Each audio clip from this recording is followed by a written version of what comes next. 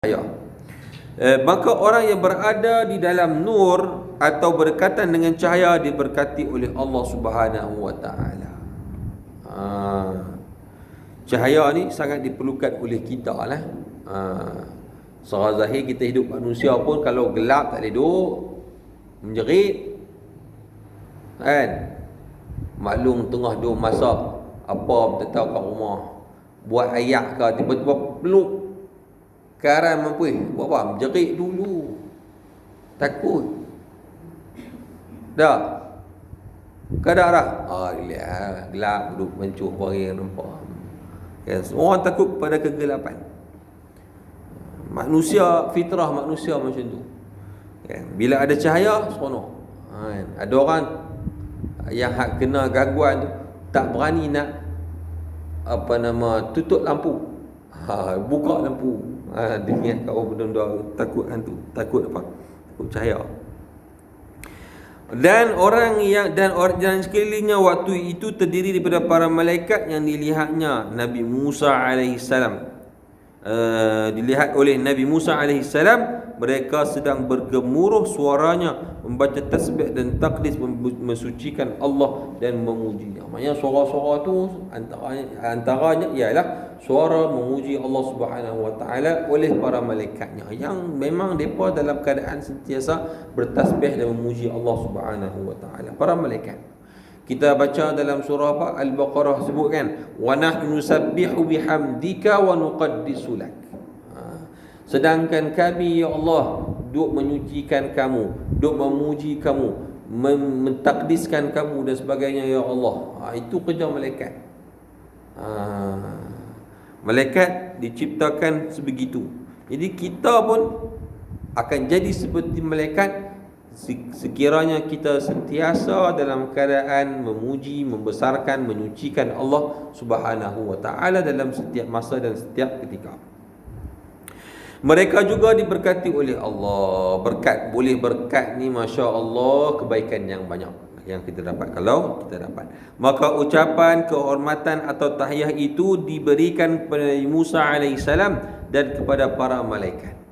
Dan mengikut riwayat Ibnu Abbas mengenai firman burika man finnar, dimaksudkan ialah quddisa man finnar. Artinya pihak yang ada dekat dengan api telah disucikan. Jadi an-nur ni kita nak boleh dari mana, dengan mana? Dengan cara mana? Dengan cara kita menyebut nama Allah Subhanahu wa taala.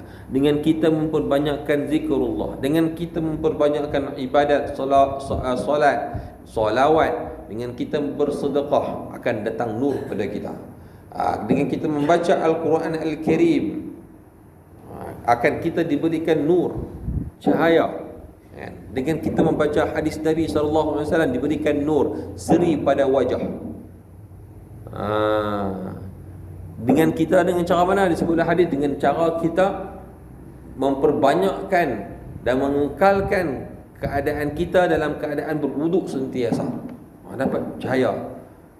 Cahaya itu diperlukan untuk kita, sama ada di dunia ataupun akhirat nanti.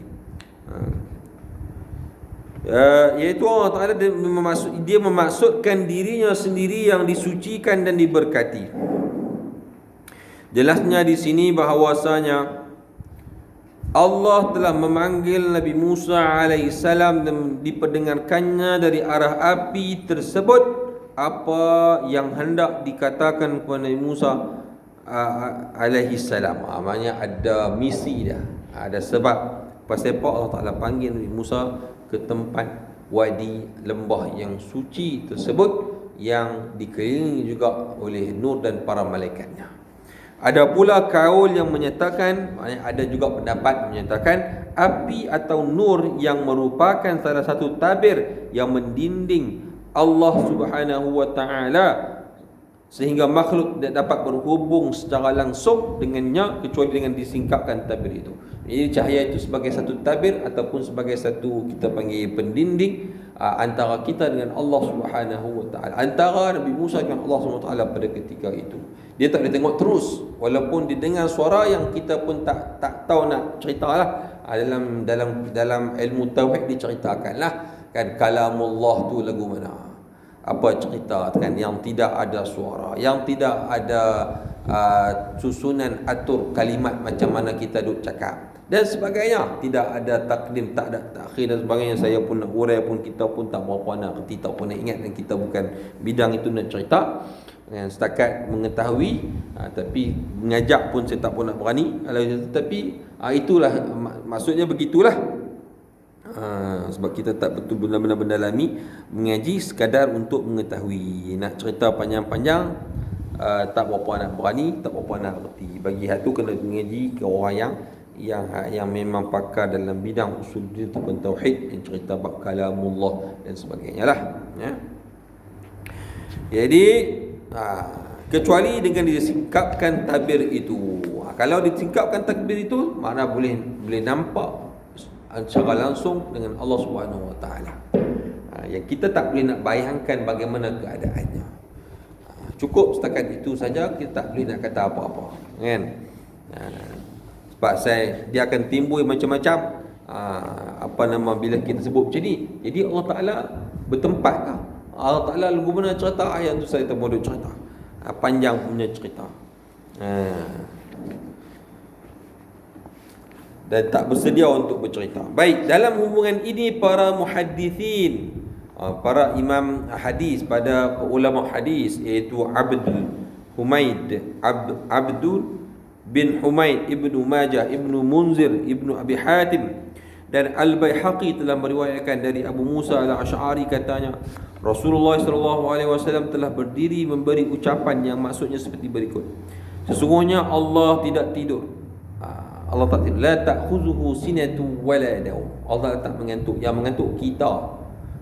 Duduk rumah sambil tengok TV pun mengantuk, sambil duduk menyembang pun boleh mengantuk, sambil duduk makan pun boleh mengantuk, sambil duduk mengaji lagi boleh mengantuk, kan? Ada orang bagi tips, nak macam mana nak bagi mengantuk saya ni susah nanti dok. Pi kuliah ilmu, insya-Allah dia akan mengantuk terus. Baik. Memberi ucapan yang maksudnya sesungguhnya Allah tidak tidur dan tidak pula patut tidur.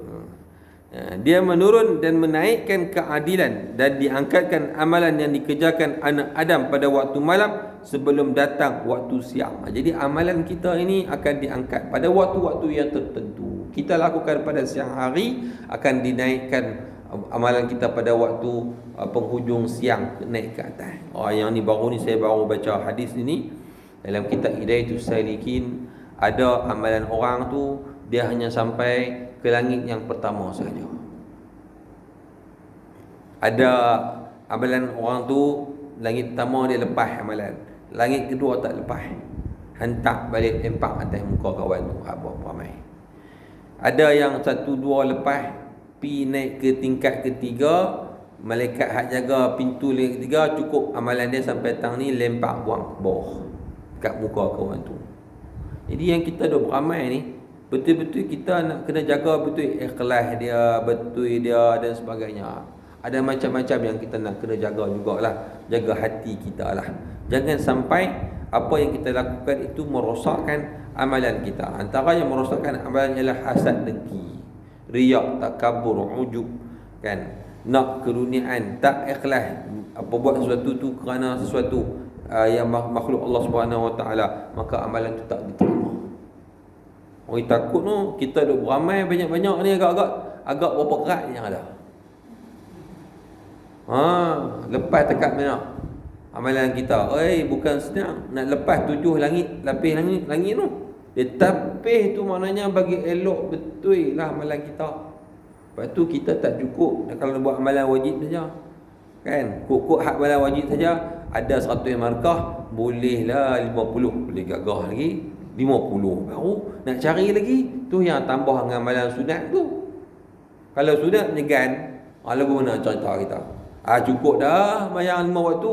Kalau kita boleh sembahyang 5 waktu tu dengan sempurna, kualiti, cantik, elok bacaannya, elok niatnya, elok dan sebagainya, no hal, tak ada masalah. Tapi ceritanya cacat, terkoyak sana, terkoyak sini, tak elok sini, tak sempurna sini dan sebagainya. Lagu mana cerita. Jadi takut kita, kan? Dan amalan waktu siang sebelum datang, sebelum waktu malam. Hijabnya tabir yang meninding Allah itu cahaya. Kalau disingkirkan nescaya zat Allah Ta'ala itu akan membakar segala sesuatu yang dapat ditangkap oleh pemandangannya. Oh, Masya Allah. Pasal apa kita tak boleh tengok Allah? Sebab kita akan bahaya. Bahaya tu lagu mana? Dengan kondisi jasad kita itu tidak memungkinkan. Jadi bukan saiz kita, bukan dia waktu kita di dunia ni. Kita pun tak tahu. Yang mengetahui zat Allah Ta'ala hanyalah Allah Subhanahu Wa Ta'ala. Jadi kita berhenti daripada kita berbincang zat Allah Ta'ala, kita cerita tentang kejadian yang Allah Ta'ala ciptakan. Di sana terdapat tanda-tanda kebesaran dan kewujudan Allah Subhanahu Wa Ta'ala. Ini kita masuk cerita pasal tauhid sikit lah. Tak boleh nak cerita panjang, saya tak berani. Takut tersalah. Kalau disingkapkan nescaya, apa kadang-kadang ada orang yang dijaga sungguh istilah tak boleh kenal lang, tak boleh salah langsung, sikit-sikit pun tak boleh. Oi, kita tak berani. Kalau disingkapkan, membakar orang. Kemudian Abu Ubaidah pula membaca ayat. Oi, nak ajak ni. Nak berhenti, tahu mana nak berhenti? Panjang ayat ni, insya-Allah. Ada sikit. Amburika man fin nari wa man hawlaha wa subhanallahi rabbil alamin. Lalu Allah pun mensucikan dirinya sendiri dengan firman-Nya subhanallahi rabbil alamin. Sebenarnya Allah Ta'ala satu. Yang kedua, Allah Ta'ala nak ajak hamba-hambanya bagaimana untuk kita mensucikan Allah Subhanahu Wa Ta'ala. Dengan banyak kita bertasbih subhanallahil azim, subhanallahi wa bihamdi, subhanallahi rabbil alamin. Dia juga boleh, kan, mensucikan dari sifat-sifat kekurangan yang tidak layak bagi zat Allah dan hikmatnya. Dan dia memaklumkan bahawa yang mentadbirkan urusan yang disebutkan itu ialah Tuhan pencipta alam, Allah Subhanahu Wa Ta'ala. Apapun kembali kepada Allah Subhanahu Wa Ta'ala. Selain itu tidak ada apa-apa kuasa, tidak ada apa-apa yang hebat pun. Semuanya daripada Allah Subhanahu Wa Ta'ala. Dalam kitab Taurat tersebut seperti berikut: Allah datang dari Saina dan naik dari Sain dan meninggi pula dari Farad. Ni saya tak pasti ni. Sebut nak cerita lagu mana ni. Ini dia sebut dalam kitab Taurat. Wallahu a'lamu bis-shawab. Tak cek lagi pula, tak tengok dah pula. Dimaksudkan ada maksud. Dimaksudkan kedatangan Allah dari Sinai. Ialah untuk mengutus Nabi Musa alaihi salam menjadi rasul, dan naiknya pula dari Sa'ir untuk mengutus Nabi Musa Isa al-Masih menjadi rasul. Kemudian meninggi di Faran, iaitu nama sebuah kota Mekah, untuk membangkitkan Nabi Muhammad sallallahu alaihi wasallam menjadi rasul. Cerita dia macam inilah. Kita nak boleh faham